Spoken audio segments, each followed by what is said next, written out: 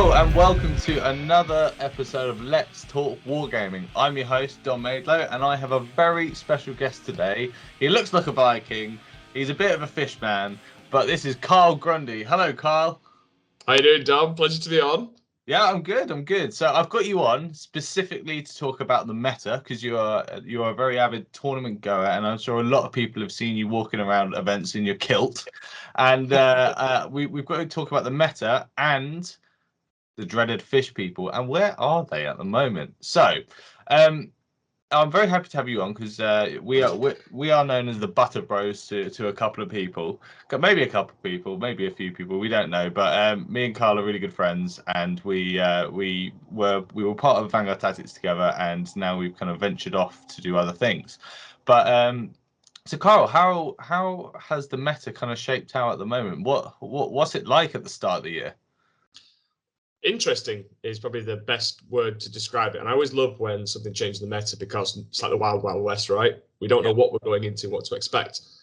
But I think the insurgence of Marines, Dark Angels, Iron Hands, all this talk, and then you've got this GSC that have come in. So it's just gone everywhere. And the one thing I really love is that, as you know, my lists, when the meta changes, always go into a kind of a balanced approach.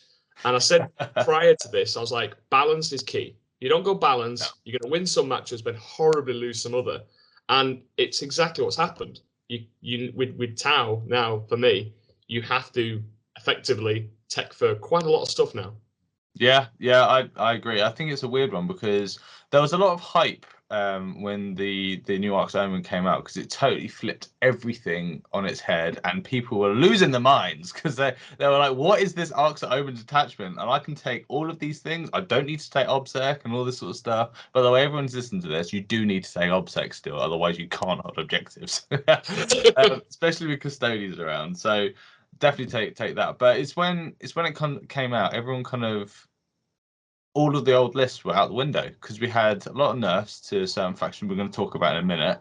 But it was a lot of nerfs, a lot of buffs which people thought made certain factions completely overpowered, but it's turning out that they're not that overpowered. And there are a few ones which people weren't really thinking of that have kind of come out of nowhere as our little sneakers for the meta watch that we're doing. So as you know, people, if you're watching this, you follow Warhammer community as well. There has been an article talking about Arks of Omen, and it's a bit of a weird one, because you know it, Carl. It's the weird sort of GW meta that they make up, but they completely make it up, because it's not true whatever they write in that. Yeah, so what do you reckon has been, let's say, the heavy hitters? Give me one heavy hitter to start off with, the number one threat right now. So I'd say for me, 40k is all about movement, speed, and I think the Dark Angels came out pretty strong, because not only do they have access to pre-game movement bike unit, but they've also got loads of speeders and loads of heavy shooting. So for me as a Tau player, that's my thing. I like to move fast. I like to shoot hard. And when there's another army that can do that as well, who also just received effectively an extra third their army, I was like, oh dear, this could be an issue. Or on the flip side, still Dark Angels, but or they could just run all of the Terminators and just stat check me with transhuman Terminators. And that, for me, was probably one of my key focuses to watch out for, especially with the list building. Would you agree? Yeah, I tend to agree. Because I went to the international team tournament. What was it, 2 weeks ago now? And I was part of the team called Mind Goblins, and we went through it the whole way, and we played Team England in the final. And I played Manny with his Deathwing, and I turn one killed 9 Terminators, and I was like, oh, this game's going to be so easy. And then I only killed one more Terminator the rest of the game. So what is that, the one that he rezzed that you killed? Yeah. I just literally couldn't do a thing. And it literally was a stat check, because I was playing Drukhari, as soon as Drazar and the Archon died, I was like, oh, now the rest of my army just sucks. So Dark Angels are proper scary, and I for one am not looking forward to playing them, and I think it's kind of changed the way I've like wanted to kind of like meta chase a little bit, because I wanted a new army because I wanted to push myself, because last year I did Quins when they were good, Jakari at the start before when Custodes came out. I did CSM and more CSM, and then I was like, right, I need something else. I need to push myself. So I've gone for a new army, which is demons, and demons are actually quite good into Deathwing, because they ignore invuns with two of their big monsters. But I still would do 4s, which is very annoying. So maybe I kill 3 a turn rather than like 6 or something. But yeah, I'm not sure. How would you deal with Dark Angels being Tau? So this is the thing. The reason it was frustrating for me is because it does rely on those 4s getting through to wound. But I had a lot of success with double Riptide with the Iron Guns, because they were flat 4 damage and AP3. Yeah. And with a support system that I always take is multi-tracker. So that was a meta pick for when there was these big blobs, 1,000 Sun Terminator bricks and other things of similar variety. And any 6s to hit, double. And if you're in Kion, that would kind of explode again. So perfect storm, should I say, is right. I do my 8 shots. If I overcharge them, and within 12, I'm getting double exploding 6s on turn 3. And at flat 4 at AP3, it was a sweet spot. Because I'm strength 8, I would usually be winning on 2s. Or if they have a -1 to win with the CSM stuff, still 3s. But Transhuman can just take it away from me. So I can hit on 3s, but I'm praying to the dice gods to get me those 4s, because each one goes through is a dead Terminator. And that's the kind of way that I was taking it. But now I was a little bit worried that maybe 2's not enough, but then if I go 3, what about these other matchups like GSC or something like that, or Horde armies? The Iron Tides aren't really great into that. So it kind of skews my choices a little bit. And like you, I don't like that, because one thing I think we all can agree on is that stat check hammer isn't fun, because it takes a lot of the skill out of the game, or choices. It forces you just to kind of rely on dice. And we want those moments where the game can swing by a clever play or a clever timing of a stratagem. Whereas I think just pushing up 40 dudes and then rezzing them, and then rezzing killing the ones that have the guns maybe, and then rezzing them. It's just like you either succeed or you fail. It's a 50-50 swing.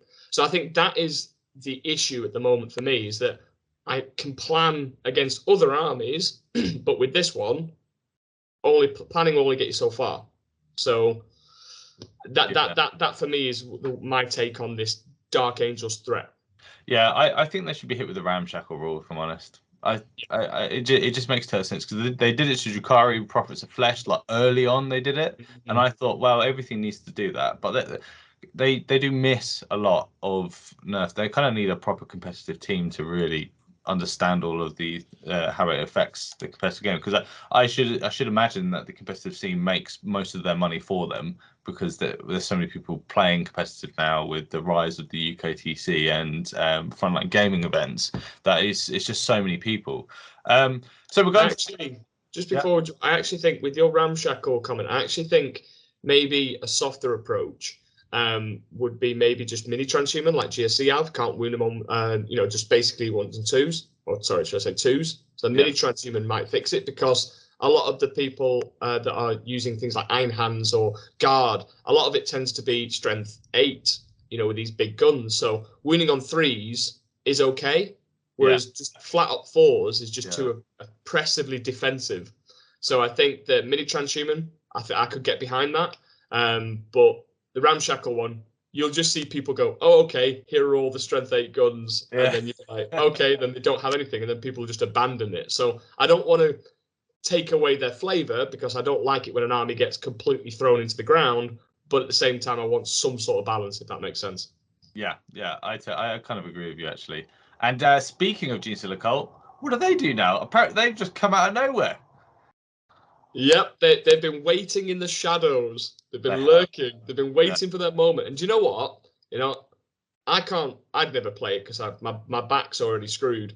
But the fact that they've not had any form of proper kind of rise to glory, and now they are I think second, was it, in the rankings in terms of performance, which is amazing. And again, it's that kind of, everyone thought the meta was settling a bit, and then GSC go, I've got something to say about that, hold my beer, and then pop up.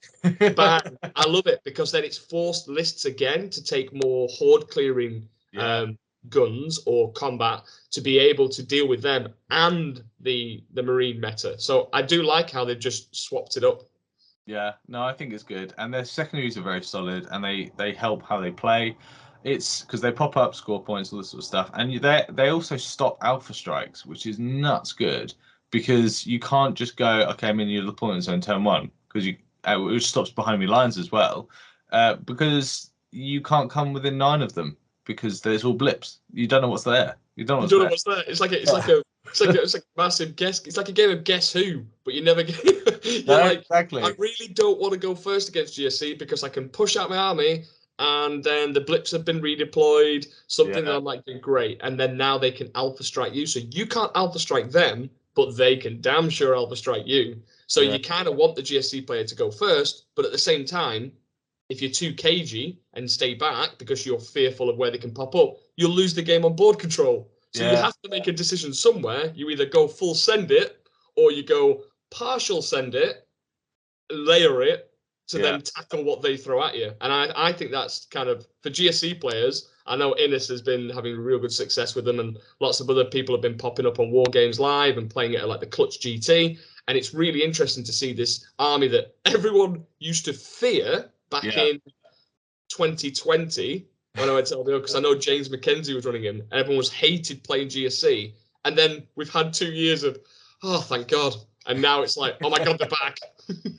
Because they are a funny one though, because they're probably the most expensive army to collect. So they're either going to be all 3D prints, or there's going to be just not many of them around, simply because of that. And also, do you want to paint that many models? Not sure. So like I love the people that play him, like Tom Lohman. He's a great player, and he's been playing them really well for a long time. And he's just really good with them, and also they also look fantastic. But I'm not sure you're going to see many of them. I'm not sure you'll see many of them. So they're quite interesting. They are a second heavy hitter, and then the final heavy hitter, I'd say, is Guard. Agreed. Yeah. So the problems with Guard at the moment is that they just got an FAQ. It didn't address the one thing everyone was scared of, which was the Kasrkins. For people that don't know what Kasrkin do, okay, they are capped on how many mortals they can shoot at one unit. So you can shoot at many units and do like 18 mortal wounds across someone's army for just a 100-point unit. And it's just very, very oppressive considering how cheap the unit is, and you can take 3 of them, and it's just very frustrating to play against. And then once you get through that, there for some reason they have a key that lets them teleport, a very magical key. You've got the guard tanks, and the guard tanks are horrendously hard to kill, and they also have so much damage, and they can fire on death if you kill them. So you're like, oh, okay, I'll get this 5-man Pathfinder squad on this objective in the corner, and he won't be able to do anything because it's only this tank can see him. You railgun it, then they go, okay, so bang, now they're dead, and it's just frustrating. And they can be equipped with flamers, so people who charge him get flamed and all that. What do you think? So I played against them twice in the 2 little events I've been to. And I haven't lost to them, but that's only because, one, no disrespect to the players I played, they're not like Nassim or somebody playing them. And 2, because I knew that the thing to keep you in the game is back to your screening methods. It's making sure that Kasrkin cannot get the bead on one of your damage dealing units. And in order to usually do that, you would just screen out with like some chaff units, like a 4-hound unit or 2 drones, and go, cool. That's my movement phase. I've sorted them out. But you can no longer do that because when you want to kill a Leman Russ that's rolling up the board to get to you, it's going to shoot that screen, and therefore then the Kasserine are going to come in and shoot your crisis suits. So I've had to kind of adopt a different strategy of placing my screens out of line of sight of the tank that I want to nuke, and then just being real aggressive, real quick, just to kind of clog stuff up. But it is, honestly, if you don't know what you're doing, you'll look at a unit and go, I'm pretty safe. And then moments later, Kasserine have turned up for 100 points and gone, nope. And that's just the mortals. The guns can get to something stupid like AP4 or AP5. Yeah, they can. Putting you on your invuns, and you're like, what?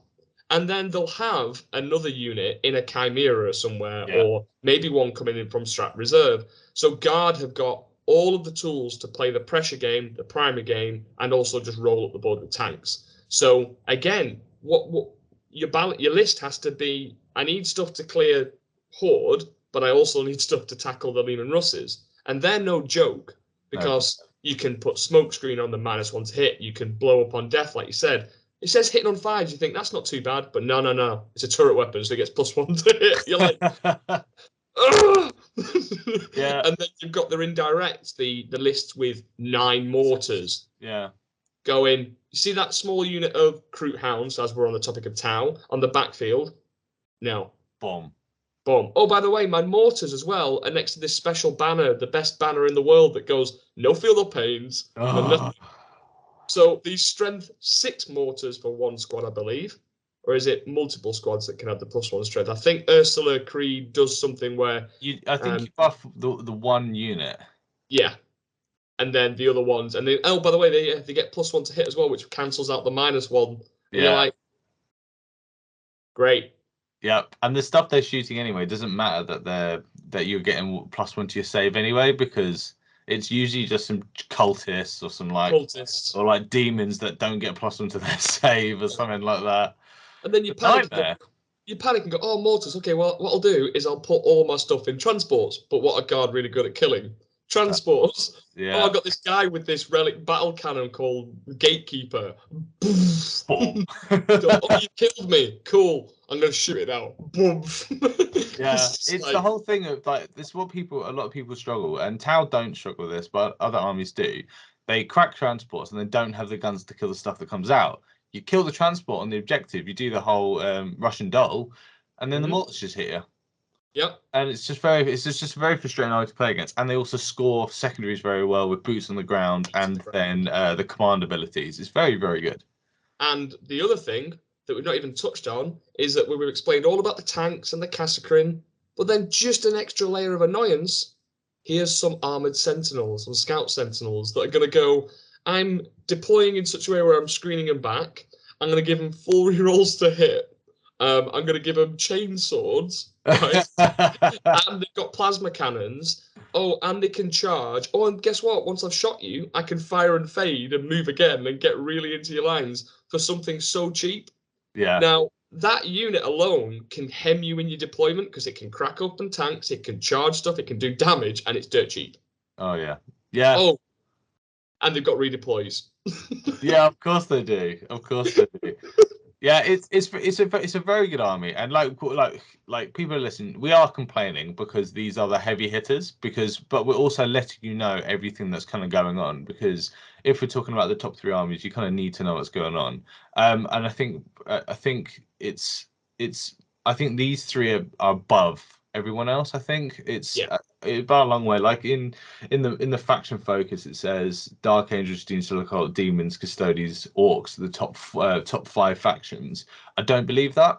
I think it's just Dark Angels, GSC, and Guard. And I'm surprised Cult in their faction focus have such a high win rate, considering that there's probably not many people playing them at the moment. So it's quite an interesting one. I wouldn't go by the GW one. I go by what you see at the top tables at events.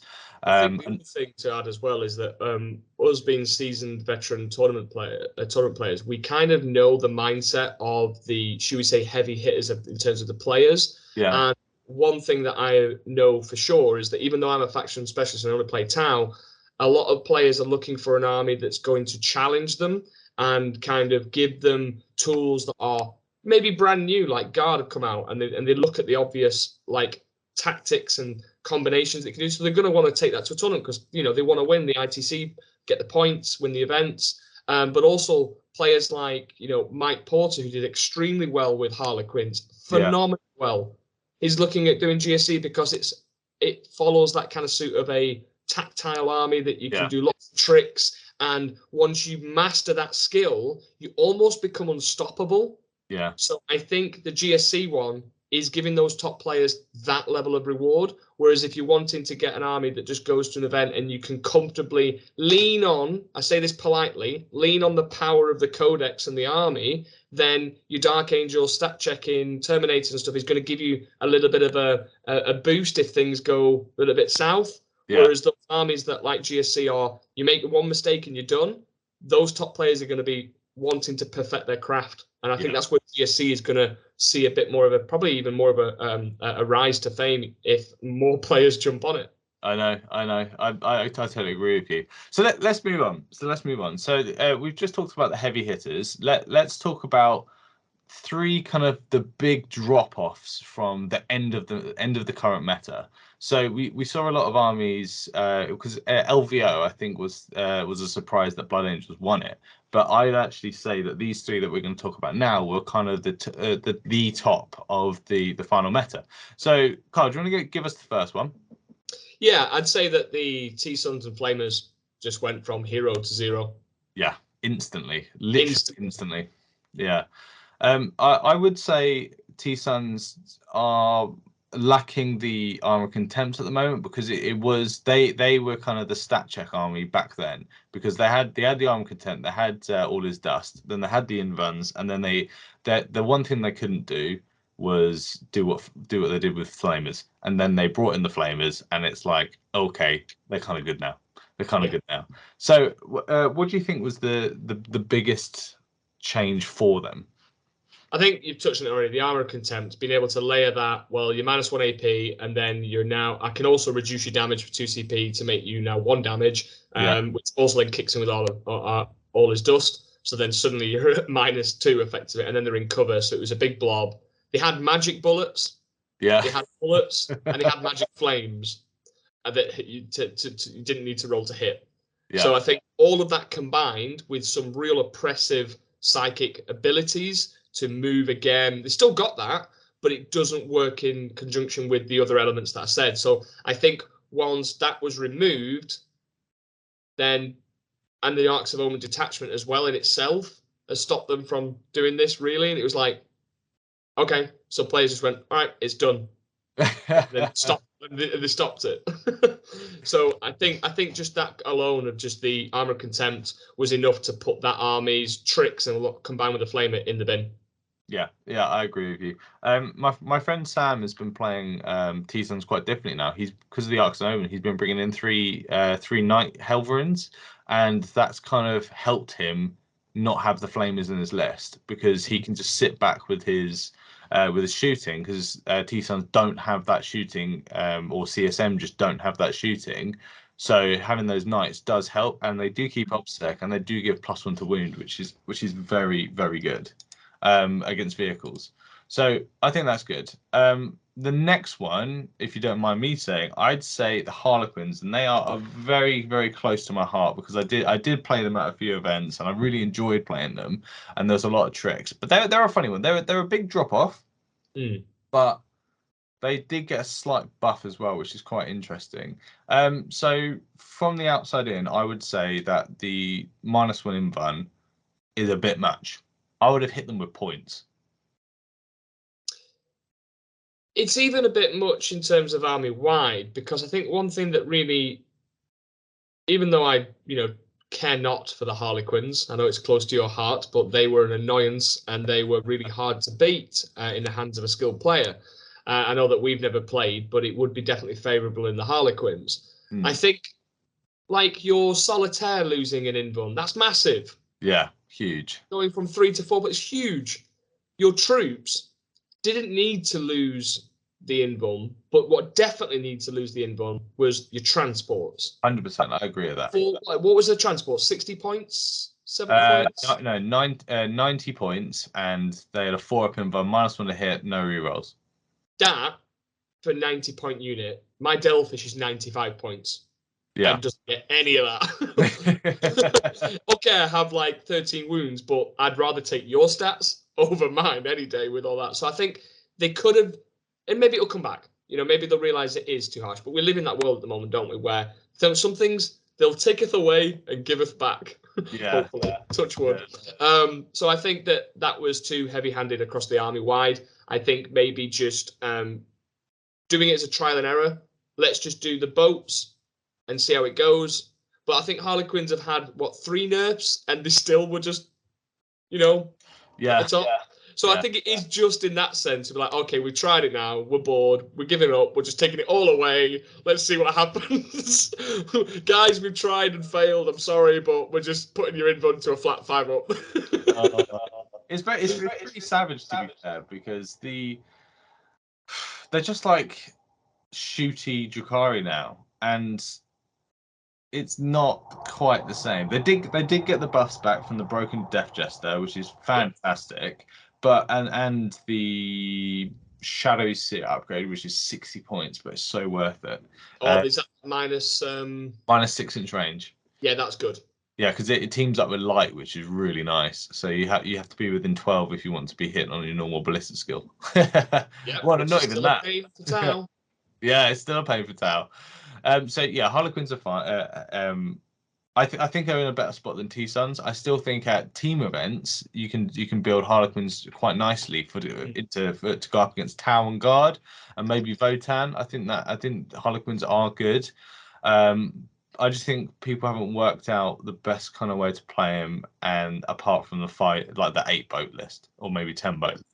I still like light and Twilight. Dark is still, I would say, is still dead, even though some people are trying to flog a dead horse with that.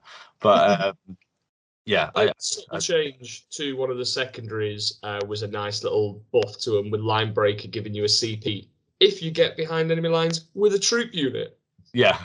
Okay, I'll be doing that. Thanks for the CP, which allows you to keep your stratagems and your tricks going. But it's the question of, is it enough? Are these tiny little things enough to keep you in the meta where you could be going against 40 Dark Angel Terminators? Is it enough? Well, Harlequins could probably deal with them, to be fair, because the amount of Neuro pistols they have, it's just all you need is like half of them to hit a turn, and you kill 2 units of Terminators in 2 turns. One unit in 2 turns. Yeah. Maybe Dom, then you should stop playing around with your Slanesh demons and go back to the trickster god. But no, it's interesting because maybe Harlequins, maybe we are being a bit too harsh prematurely, because maybe it's one of those ones where the meta has to settle a bit and then the Harlequins find a window in. I really think that in the hands of a skilled player, the Harlequins could see a resurgence coming back. Depending on how the meta shifts, but at the moment it's too wild west, because I think I don't know how Harlequins would pair up against GSC. Is it too many bodies? I don't know. I think it's too many shots at them. Because you can do a lot of mortals and all that sort of stuff to kind of get through everything, because they are the mortal kings of 40k. Despite what people tell you, they if you hate mortals, they just absolutely ruin you. But no, I think we are being a bit too harsh on them, but they are still a big drop from what they were. Agreed. And yeah, so moving on. So the last one we have on our list, and what is it? It's Tau. No, it's not. You got it wrong. It's Nids. Nids. It is Nids, because they at the end were absolutely ruining people's days with the amount of bodies they could put on with their transhuman, with their flying hive tyrants, either with guns or with Reaper Obliterax, and then they would have the harpies. And you getting hit with those harpies turn 1 is just horrendous. But I would say there's a funny thing when me and Carl were next to each other. I was playing Vic and you were playing David Gaylord, and it was one of the funniest things to be part of, because it was a very high stress situation. And then you just see this bearded man with a kilt going, "Well, here's Longstrike. He's going to kill a harpy in one go," and you go, 6, yes. 6, yes, 6 max damage, boom, Harpy dead. And like it was just so funny. Even David Geller just cracked a smile and was like, yeah, that was epic. It was hilarious. It was that moment where the game was already going in his favor, but I was like, I will not be defeated in spirit. This is it. See that Harpy? It's going down, son. Harpy went down. See that other Harpy? It's going down. He's like, you won't hit, bro. You won't hit, bro. I was like, I will hit, bro. Bam. And I will wound. And I will kill you. And he was like, he just went, as a gentleman, and he went, fair. Fair point, yeah. Fair point. You did what you and I was said. like, yes! Get off the board. So what happened to Nids? Tell us what happened to Nids. So basically, the points. Oh. The points was probably the most brutal attack from GW I have ever seen. You see that unit you like? Add an extra 40% to it. You see that unit you like? Add an extra 35% to it. Do you like that unit as well? Yeah, let's do that as well. So literally, I think one person said that their list went to nearly 3,000 points. I think it hit 2,008. I think it hit almost like, like that between that 2,700 and 2,800 point mark. It was like, oh my God, it's a bit harsh. It's a bit harsh, isn't it? Yeah, I gotta say I don't miss playing Nids. I never liked playing against them, and they were a stat check. That's another thing. Like they were very much a stat check, but also I will table you. And that was the problem.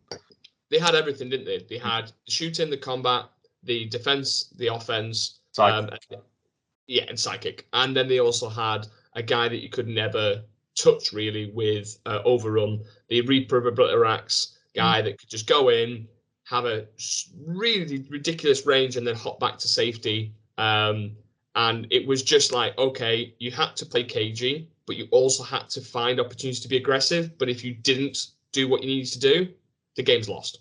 Yeah, 100%.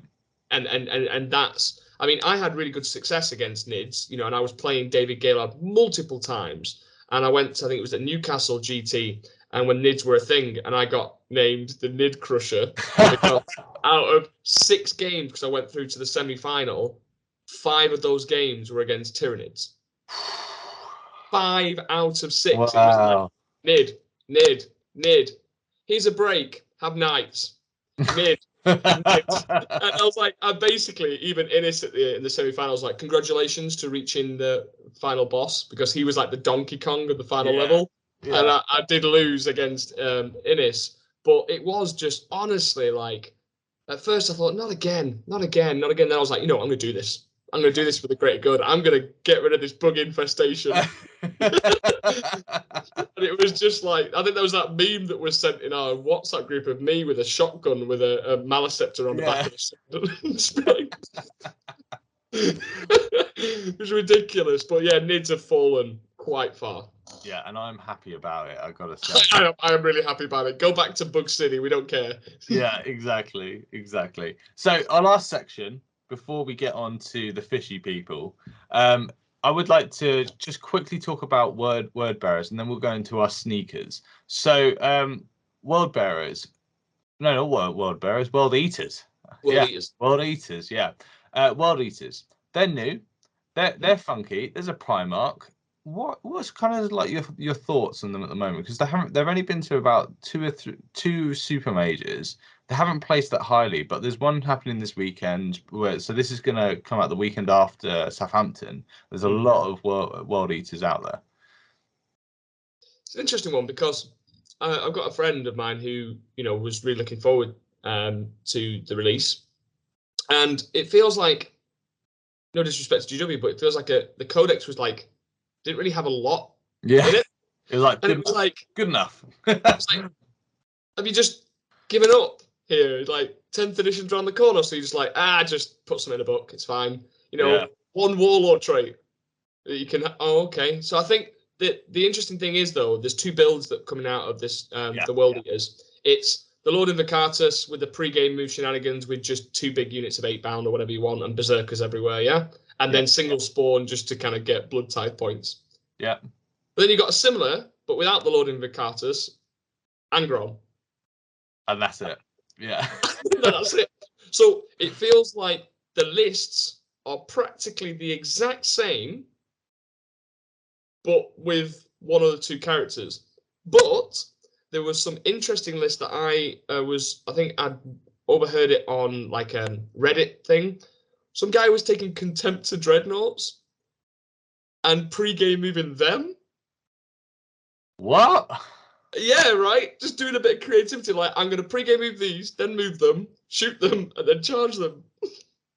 I didn't even think about that. Exactly, right? So, like, some guy had obviously looked at that and was like, I'm not doing any of the other options that anyone else is doing. I'm going to try and make these dreadnoughts work with the pre-game move, then move, and then the shoot, then the mortals, and then charge. Yeah, I mean, why not? I mean, I think world bearers are world eaters. I've got it written down as well. Let me change this so I don't keep saying it. World eaters, world eaters, world eaters, world eaters. So you just do things like Mortal Kombat where that little guy pops on the corner and goes, "Whoopsie!" Yeah. Yeah, so I actually think they're really strong. I think they're almost an auto win if you're another combat army. I think they just absolutely smash you because they can heroic, they can fight on death like Bile, they can score better than Bile can, and that if you don't have any pre-game move stuff like Nurglings in the middle, you're absolutely getting smashed turn one. Because you're going to get 2 units of like 6 or 8 bound, and the Lord Invocatus just boom turn one, and they can also come out of reserves turn one, which is a bit scary as well. And then whilst you're spending a turn falling back in combat and not shooting and having everything just being in your face and clearing it all up, they're just on objectives with spawns and rhinos, and they're ready for round 2, and you're not ready, and then the turn happens quicker than you think, and then bang, the berserkers hit you. It's a shame that Khan isn't being seen a lot more. Yeah, no, you know, that one iconic guy that everyone's like, "Oh, I love Khan the Betrayer. I love him." Yeah. Yeah, No. it's this. We've got this dude on a juggernaut that can fly. Yeah. Yeah. Yeah. Yeah. It can fly. Yeah. Of course. And go through. It can fly. Why? Don't ask why. It just can. I actually don't think. I think the fly rules okay. I don't think he's that sort of character though that will abuse it. I think the rest of the army does enough. Like you said, there's not much in the codex, but I think everything in the codex is good. I don't think there is a single unit that is in the codex apart from maybe Forge Fiends and Hellbrutes. I don't think they're good, but everything else is exceptional. And But I think yeah, it is like not get wrong. Like it is good, but it's going to fall down to the same problem that an army with one trick has. If you don't deliver the payload in combat, you're just some dude sat out in the open ready to get shot. yeah. That's it. If you deliver a killing blow, that's a bit of a Taiwan for you. If you deliver a killing blow, but without on the shooting in combat, then cool. If not, you have to rely on making charges. You're at the mercy of a 2d6 roll. Yeah. Where at least other armies have other options. If this fails, I've at least got psychic, shooting, whatever. You don't really have that. You have one trick, which can be stopped by a 100-point infiltrator unit or a 70-point stealth suit unit going, I see your army. I've stopped it. Yeah, that is true. And now I shoot you off the board. That is true. That is a feel bad because your entire codex is built around that. But if you can't deliver in combat, just... yeah. Well, yeah, we'll see what happens with them because we don't really know what's going to be good if like because there might even be like one of the big like stinkers because like Iron Hands were supposed to be the blessed child coming out of the Arks Omen, but I think they're good. I don't think they're scary. I think they're just okay and good. Nothing screams out to me as like a big threat because like the gladiators are amazing, but like me now playing like demons, I don't care about your silly AP. Like who gives anything about that? And the same I'd say for AdMech. I think people thinking all nerfs gone from AdMech. I think, yeah, great. They're going to be stomping around the board. I think there's a certain builds which are like full Skitarii, which are amazing. But again, I'm not sure if they're up to the mark at the moment. But these heavy misses or flops, as we're calling them, I think just those two, I think are, people haven't really worked out the build, and they're just kind of, you're thinking you can take anything when you kind of can't. Yeah, and then this does leave us to the other, which I would have said was a bit of a flop from the top of the meta, and it's the Tau. From an outsider's point of view, and I don't mean to offend all you Tau boys, I think they have had a bit of a drop, and I think Carl is now going to tell us what happens with Tau after Arks Omen. So I don't think they've dropped. I mean, they've dropped from what? I think it was like a 50 to 51% to 46.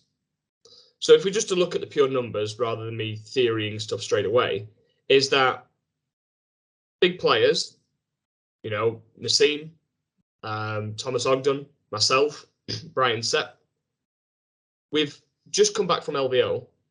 Usually we have a month off, so that leaves us up to the beginning of March. And a lot of these players that play other armies, like, for example, Guard, Nassim's going to Guard, you're going to have some of these players that have just stopped playing. Your top representatives of the faction are not playing currently at the moment. So that accounts for a little bit of the percentage. The rest of the percentage, I think it maybe kind of falls into the same slot as maybe AdMech that you mentioned, is that we're having to go back to the drawing board. We're having to test a few things. Go to your local gaming club, find a good player that you usually play, practice stuff out, maybe do a bit of TTS scrimmaging. Whatever, you have to look at the meta, and a lot of top players, I think, are just taking a step back, seeing how the meta is unfolding, and then coming up with a plan. So I think that percentage drop is due to that. I don't think it's that Tau can't handle the meta. Let's talk about GSC. What do Tau have? We have burst cannons. We have Overwatch. We have shoot into combat. We have breacher fish. We have all of the tools to deal with GSC. Dark Angels. We have Riptides. Yeah. We have plasma rifles. We armor contempt going. Cool. All of our guns just got better. So whereas everyone else is dealing with 33% extra Marines, we're dealing with 16% because our AP is now a thing. Yeah. So I think that what stage we're in at the moment, Tau and other similar factions that have maybe dropped, is that people are panicking, seeing this statistics that come out by GW and going, oh, it means that we need a buff. We need a buff. I know in my Tau Discord, people are like, oh, we need a buff back. No, we're just waiting at the moment for it all to unfold properly. And I think April, May time will be the big shift for a lot of factions, because people are going to look at what's going on at the moment, tech in their lists, and then go full on. Because we've got majors like the UKTC Manchester one, we've got the Southampton one this weekend, we've got then the GW Open in April, and then we're going to really then kick off with major. So I think that obviously that's going to play a big part in the statistics. I wouldn't necessarily down to just the faction not performing. Yeah, I tend to agree with you, because I know people are kind of like digging their heels in, being like, this is the meta, this is what it is, this is what's good right now. And really, it's people jump ship too much during meta shifts that, like you're saying, all the top players aren't kind of playing the factions that they were at the end. Let's call it the end of the, because it was the end of the ITC. This is the start of the new one. So people aren't playing the same factions. People experimenting. People doing this. But some faction guys like you're kind of waiting and kind of figuring out what is going to be the best, because like the bombers, them just being deleted from your codex basically is a huge deal, because you don't have that turn 1 alpha strike outside of your breaches.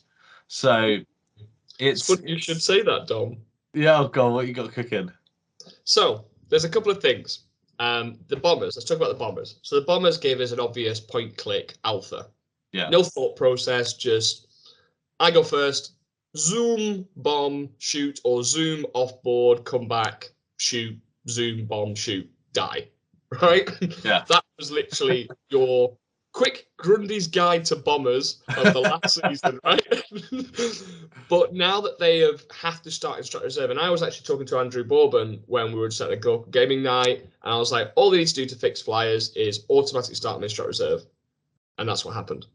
So I think bombers, they're still really good for the points, but can they survive in a meta where if you bring them in, they just get shot so you don't get your bombing run? No, they just die. So I actually designed, I went back to basics on my list, and I had a game against Andrew Bourbon. It was his Grey Knights, MSU Grey Knights. He had 69 Grey Knights in his list, 65 and 4 characters. I was like, nice. I ran 40 Breachers, 4 Devilfish, 3 units of 3 Crisis Suits, 2 Cold Stars, and a unit of Stealth Suits. He never left his deployment until turn 4 to 5, because I went first and I went, drop zone clear, 2 CP, 4 rerolls to hit him with this Crisis team, and a Breacher Fish. Next turn, here's a Breacher Fish and drop zone clear with a unit of 3 Crisis Suits. Guess what's coming turn 3? Here's a unit of Breachers and a unit of 3 Crisis Suits, drop zone clear, 4 rerolls to hit and wound. Oh, my Cold Stars, by the way, are just doing their thing and then teleporting and then shooting you. And then, oh, my turn 4, okay, here's a Devilfish and Breacher, cool, and Cold Stars. And he was just like, this is horrendous. This is horrendous. So Tau do have, and I went Montcar, by the way, which everyone goes Kai on. I was like, no, I'm going to build a list to do Montcar. And it was that because the Devilfish got a pre-game move of 9 inches. Oh so I was able to go, I'm coming at you, son. Did all my secondaries in turns 1, 2, and 3, and then just deleted everything. I was like, well, this works. So I was just like, from a concept to actually in-game, I was like, well, this definitely works. And then someone said, well, yeah, but how do you deal with Knights? And I went, good point. I dropped a few things and went, every Devilfish has 2 Seeker missiles at strength 9, AP 3, 2d3 damage. Jesus. And it's not limited to 1. You can just fire them both. So I was like, sweet, we'll do that then, and just take a few things around. So Tau, like I've always said, deep codex, lots of options. It just needs a good tactician to look, analyze where the meta's at, and make some decisions in terms of what units you're going to be using and how you're going to use them with other units in combination. So Breacher Fish you've mentioned, yeah, Devilfish with Breachers in are great. They can do multiple things for you. Score your secondaries, deny primaries, and deliver damage with units hiding. Crisis Suits, we're used to previous meta, and what I said is that when you were going into Nephilim, people were going mass guns, so like Triple Tide, big unit crisis team, 3 commanders. That's what I went to at LVO. But I said when going into Arks of Omen, you need to kind of get out of that mindset because there's going to be armies that will need you to have more mass firepower than just strong firepower. And that's exactly how it's unfolded. So, with playing Tau so long, and being in this gaming community for so long, we have an instinct where it's usually bob on the money because GW are influenced by people like us giving them information. So I think that, it's all panned out exactly how, apart from a few things. Obviously, I'm not an oracle. There's things I was like, what? GSC? Huh? But what I'm saying is that, what? Oh, you were lurking in the shadows. That's why I didn't see you. Oh, okay, cool. But no, I do think Tower in a strong position. I just think we're in this experimental phase at the moment, and people need to kind of just get a balanced approach, go in, and then swap and change little pieces depending on how the meta unfolds. Yeah, I'd agree with you. So you've talked about the fun builds with the mass breaches. If you were to advise people on what the Grundy's best units of Arks of Omen, give us a top 3 best. Okay. Best 3 Arks of Omen Tau units. So what I'm going to do, I'm going to do something slightly different. Because just before I go into my top 3 that I like to use and experiment with, the obvious ones are still our Crisis Suits Riptides commanders. Unfortunately, that doesn't change, right? Let's just put that on the shelf. The other ones that I think have come forward with Arks of Omen. Pathfinders. Really? Because in non-Farsight lists, they can do multiple things. they have a strategy for fire and fade, and then move a 7. So you can do this normal move after doing marker lights. So you could, for example, get them into a devilfish, or do your marker lights, hit on 2s, spray the field with marker lights, then hop into a devilfish if you've got indirect fire like mortars, or you can just hop behind a wall. So it's your constant source of marker lights to keep the army functioning and hitting on 3s. Yeah. They've also got some really good shooting. They've got these rail rifles that are like AP4, flat 3, and then mortal wound. So they've got some damage in there as well. And they've also got a couple of drones that you can take that can ignore cover. They can do things like -2 charge, and they can give the unit AP1. So even in a pinch at strength 5 with no AP, go strength 5 with AP1, which now matters because of armor contempt going. Yeah. And they're a really good utility unit. And what I was practicing with my Tau set list was moving a breacher unit forward in a Devilfish, getting them out, then them going delivering a payload against something, and then being like, right, I've taken your objective from you. But then the Pathfinders follow up and then jump in the Devilfish. So then I've got another resource that can hop out the Devilfish and go and do shenanigans, whether it be an aerospace marker or whether it just be annoying on screen. So I think Pathfinders are really good, and it's nice to see them coming back. Strike teams is my second one. So the issue with strike teams was that they were AP1 generically. So armor contempt just went no, and then you're in cover, and then you're like, great, okay, so they're on a 2-up. But strike teams and the change to Arks of Omen allowing you to come in from strat reserve for free allows you to deliver quite an oppressive payload when you want to, because their range is 36, so their rapid fire range is 18. So you can come on from a board edge, and just to give you some numbers, 2 strike teams with a Cadra Fireblade can get natural exploding 6s because the Cadra Fireblade's aura, and they're doing rapid fire shots, so that's 40 shots in total. You can make them hit on 3s with marker light shenanigans. They can reroll 1s if you have a Devilfish or a commander nearby. And then you can spend a stratagem for coordinated engagement, which gives them an extra AP if they shoot the same target. You can spend another stratagem on the other unit, giving them 6s. I think 6s do an additional AP or something like that. So they're extra AP. So one unit's going to be AP3. The other unit's AP2. They're exploding 6s. And also, if you had an aura of a warlord trait with any 6s you roll to wound do an additional AP, suddenly you can have a mixture of one unit being AP3/AP4 and one unit being AP2/AP3. Oof.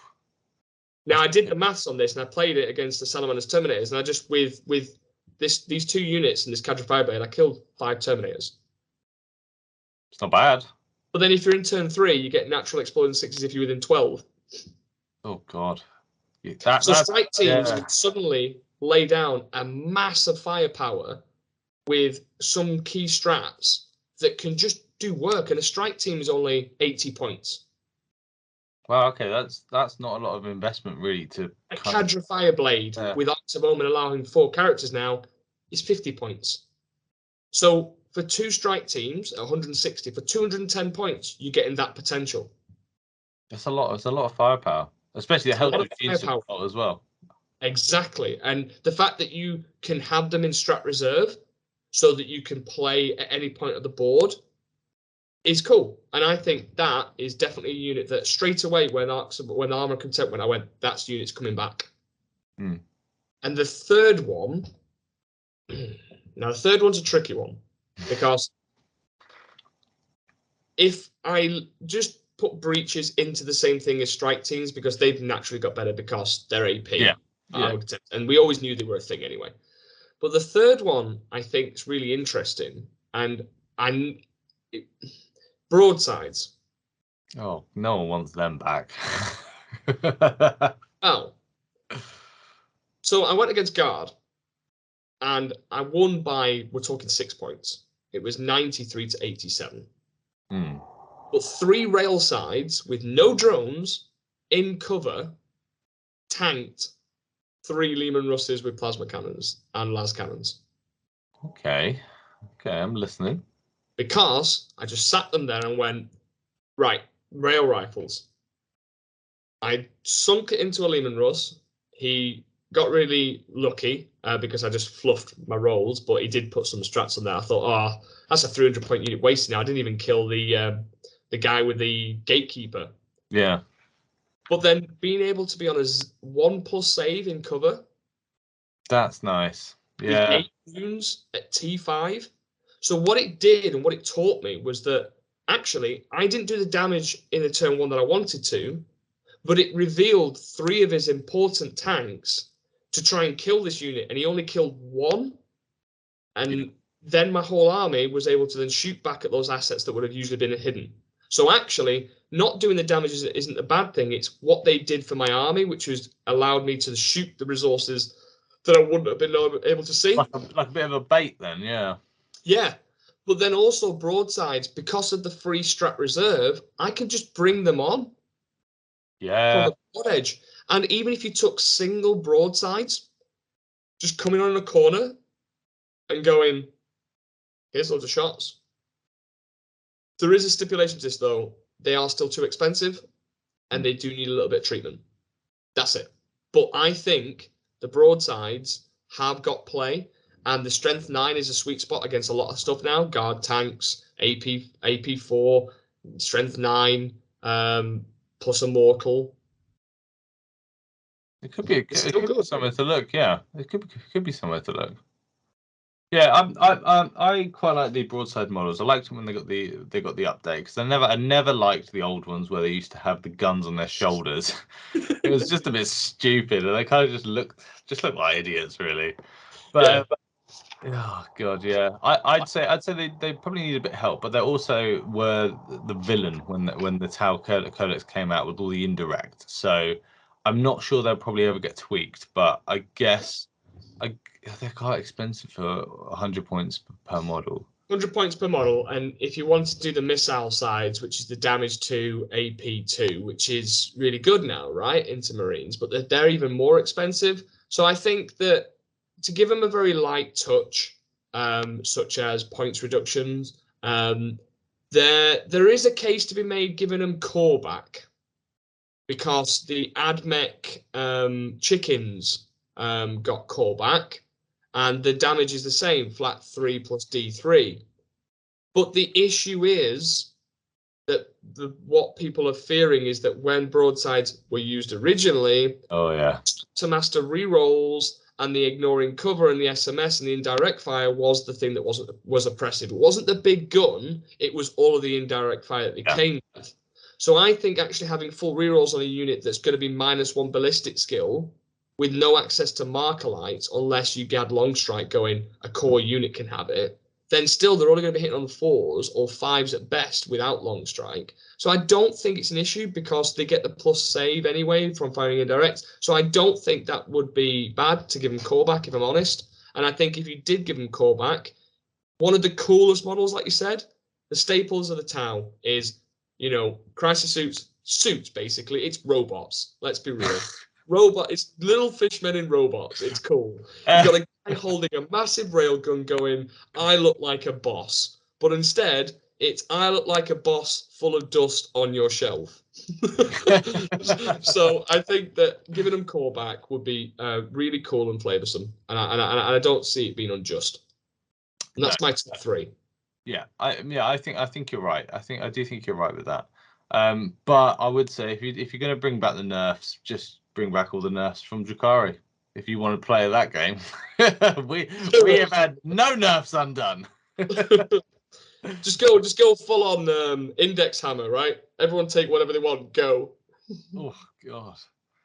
What I say this to a lot of people, but I do wonder if they just undone all the nerfs that like the month before 10th, just to be like, what would happen? And I don't know who would be what do you reckon was the worst, the most oppressive army? I don't think it was Drukhari, because the reason they came out is because they had Necrons and Marines and Sisters as the books, which were all just rubbish compared to Drukhari. And then like this last year's codex that came out were all just top notch. And I can tell you straight away, mate, without a shadow of a doubt, Tau. Of course, you would say. Do you know why? Okay, do you know why? And it's the reason I had one team tournament, when Tau first came out. Picked up the book when. So if they hide, they die, and if they come out in the open, they die. Oh yeah. Right. Cool. How much airburst and how much SMS can I put on everything in the? Okay, all of it. Cool. I need some troops. I'll just take some creep. Yeah. Enemy goes, did you go first? I go, yeah. What happened? He lost 1,500 points. Okay, did you go second? Yeah. What did I lose? He lost 1,500 points. So it's just like, there was no thought to it. It was just point, click, shoot, done. I don't care where you are. I don't need line of sight to you. You're dead. It would just be, take whatever you want, Dom. You could have your Drakari back at full. But if you don't go first, son, you're gone. And if I go second, I'll just be all the way at the back of the board. You can't reach me, and then I'll just shoot you off with indirect. Yeah. Well, yeah, I think NIDs, if I'm honest, I think NIDs were the most oppressive thing we've ever seen, ever. And it was just a bit much with the Maliceptor, then the NID, then Leviathan, and then it was just gross. So because we're coming towards the end of the show, so I think we'll skip the what's the worst now, because for everyone who doesn't play, so everyone who doesn't play Tau, it's just all of it's bad. Just because there's a big stigma about them. So I would say just give me one. I know you said broadsides, but give me one unit that you would give help to. Ghost Kill. Ghost Kill. Okay, I like the Ghost Kill. Ghost Kill is by far one of the coolest models. All right. And I was looking at it and talking about it, and it couldn't take a 4-up in run like it used to. So it's like, okay, so a 4-up in run would have been nice. But actually, I think it could be fixed in just one simple change. One of its rules is that it can't be targeted within 18 if it's not the like a legible unit. So if there's nothing out there in the open, the Ghost Kill sat at the back of the board, you can shoot it because nothing else is, stopping you from shooting it. Just remove that part. Just have the Ghost Kill cannot be targeted unless you're within 18 or it's the closest. No, within 18, just within 18, done. So then we have a unit then that can sit on a backfield objective in the open and not get shot. That sounds a bit much.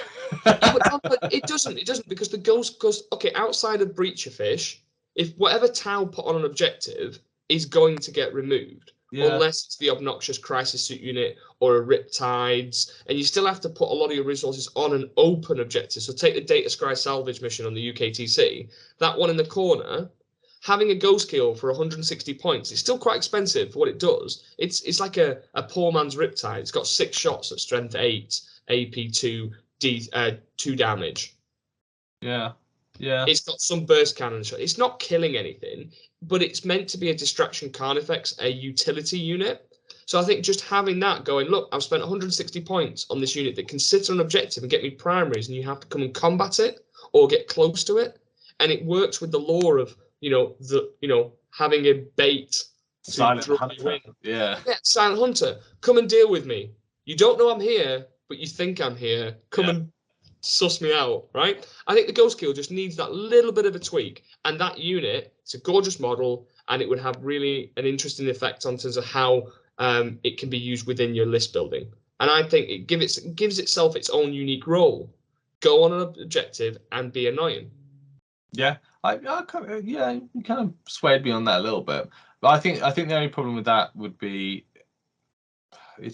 I guess it doesn't really do anything. It just sits there, doesn't it? So that's fine. Yeah, that's fine. I'd prefer a little buff to it to make it a bit more offensive, so that you would have 1, 2, 3, and then you go, right, here we go. We're just gonna move block and then just melt all your tanks. Well, I was going to go for the sensible approach, but if you want my ridiculous approach, have it as an aura saying everything within 6 inches of it gets -1 to hit. Perfect. Stealth field. That's cool. Because that's stealth field. Everything within 6 inches means -1 to hit. Haha. Or bring back the old 7th edition invisibility rules where you can only hit it on the 6. Yeah. Perfect. Let's go crazy. Done. So the last question about Tau I want to ask you is if you were to change one of their secondaries or make a secondary, how would you do it? Take 3 Ghost Kills, get 15 points. Done. No, I think they really do need to change the third Tau secondary, which is that clean victory. It just doesn't work. It's basically, if you're in Montcar, you score 1 victory point. In Montcar or Kion, so you choose which philosophy, and it does one of the same thing, but in turns 1 to 3 or 3 to 5. 1 victory point if 1 or more enemy units were destroyed. 3 victory points if 3 or more enemy units were destroyed. So it stacks with the other one, so you get 4 points. It just doesn't work in this competitive meta, because what player is giving you 4 units to kill ever? No. Really? And if I go, okay, so all right, let's say I go against you. You go, right, you know what? I'm gonna hide all my stuff so you can't get angles on me. Right, well, I can't do Montcar then. So I'll do Kion. Then later on, I have to be so close to you to get all of these units to get my points. Why I might as well just gone grind, right? If we're both being cringy, I might as well gone grind. Get 3, 6, 9 points out of that just for killing stuff in turns 3, 4, and 5. Yeah. Yeah. So it just functionally doesn't work with the competitive game right now. So the way I would change it is just maybe just turn it into a kill stuff. Yeah.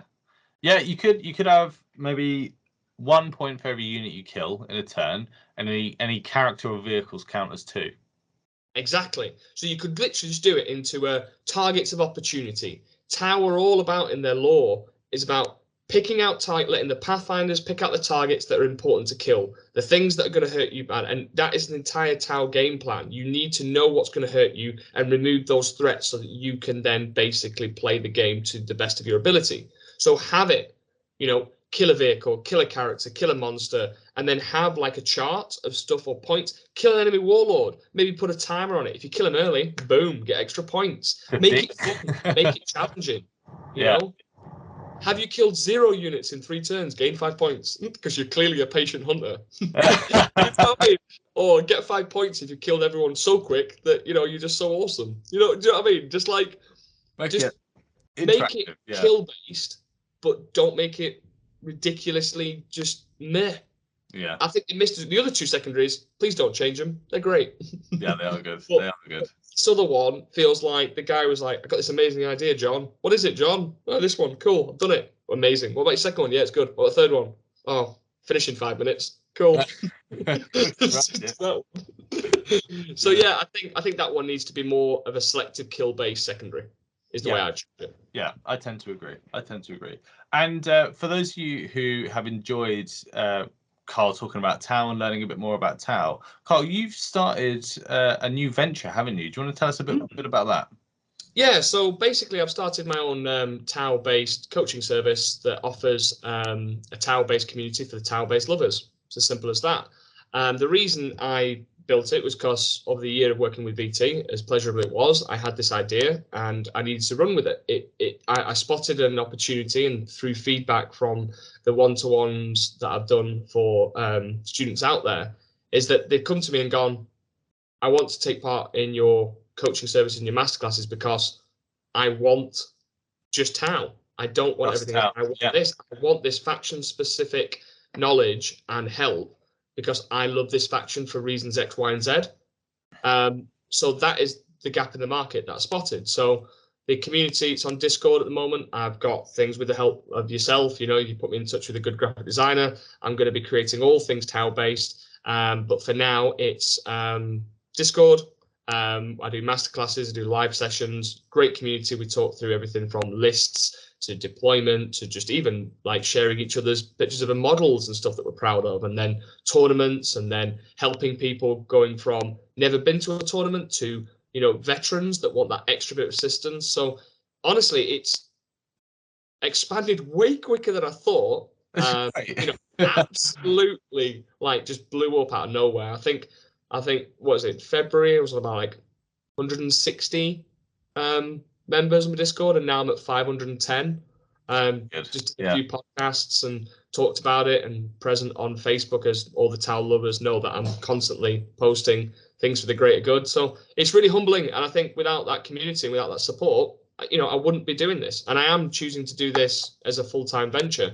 So it is really important to me that I get that kind of support and that feedback, because to evolve and to do the things for what people want is why I'm doing it, really. And also, if I get paid to talk about Tau stuff, and that's great. Yeah. I love Tau. I'm not going to shy away from that. That's amazing. Yeah. But yeah, like I've got big plans. Collaborations, jerseys, tournament presence, everything. It's got so much to do, so little time. Yeah, I think it's great, and I think you're going to do a stellar job. And everything that everyone's listened to today, and the in-depth knowledge you have on Tau, there's a lot more in Carl's vault, which he can share with you if you sign up for his coaching service. And he's a great lad. He'll make you laugh as well. Absolutely. And the links will be down below to the Discord. And you'll be able to follow and everything like that. And Carl is also going to be joining my venture as well, which is this new tournament team called the Mind Goblins. It came out of the ITT, where we came second, and we just decided to jump on it and create a competitive community of like-minded individuals to basically be savages. And but also do it the right way as well. So you can also follow, if you are part of Carl's Discord, you can follow the Mind Goblins, and he'll be coming to team tournaments with us, and hopefully, I think Birmingham you're thinking about doing with us. No, I'm definitely doing the Birmingham one with you guys. Yeah. So Mind Goblins ahoy! We're going for it. Yeah. So I'm super excited about that. I'm super excited about your new venture as well. And yeah, it's been great having you on, mate. And everyone go check out the Discord and the links below. And yeah, don't forget to like and subscribe as you can, because 70% of people watch the video just don't do it. So please do it. So yeah, thanks everyone, and see you later, Carl. See you later, Dom. Bye.